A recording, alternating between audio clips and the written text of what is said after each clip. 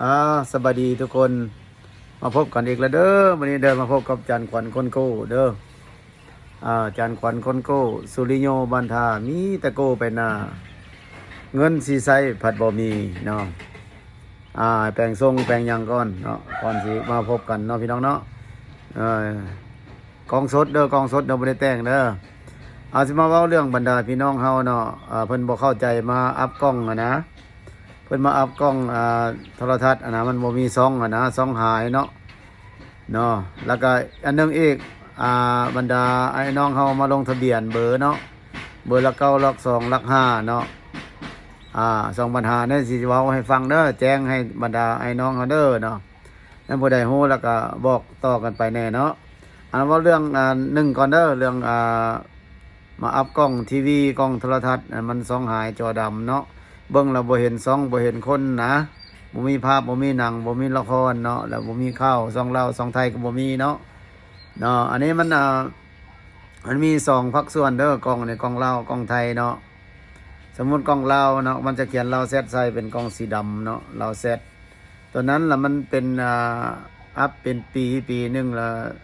3.5 ล้านเนาะค่าเมื่อยค่าหยังรวมอยู่หั่นเลยเนาะบาทบัดนี้เนาะบัดมันมีกล้องลาวแล้วก็กล้องไทยก็คือมันมีอินโฟเซตเนาะแล้วก็ IPM เนาะแล้วก็มีหลายๆกล้องดอกเนาะเฮ็ดได้หมดทุกกล้อง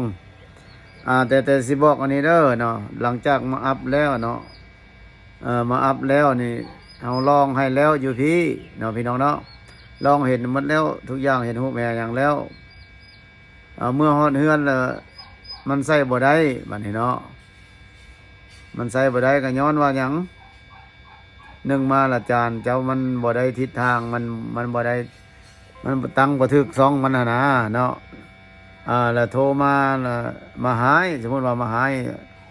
ผู้เฮ็ดเนาะคืออาจารย์ขวัญเป็นคนอัพให้คือค่อยเป็นคนอัพให้เนาะมาหายก็มาคำว่าอยากได้เงินคืนเนาะแต่ว่าเจ้าเฮ็ดบ่สำเร็จเนาะมาเฮือนค่อยแล้วมันบ่มีเฮือนเจ้าแล้วมีอันนี้เราบ่ได้ให้เงินคืนเด้อพี่น้องเด้อแจ้งเด้อ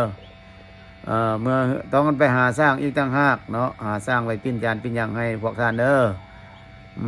เพิ่นว่าบางคนว่าเอ้าอยู่พุ่นบ่ได้อยู่พี่บ่ได้เนาะให้ค่อยนี่ไปตั้งให้เจ้าไปปิ้นให้เจ้าจนได้คืออยู่พี่มันบ่ได้ไปเด้อพี่น้องเด้อต้องเข้าใจเด้อต้องหาสร้างต่างหากเสียเงินใหม่เด้อค่อยฮับแต่อัพกล้องเนาะอัพอยู่พี่ได้แล้วล่ะพุ่นเราต้องไปปิ้นเอาเนาะเอาเองหาสร้างเอาเองบ่ได้รวมทั้งไปปิ้นอยู่เฮือนเด้อก็แจ้งให้บรรดาไอ้น้อง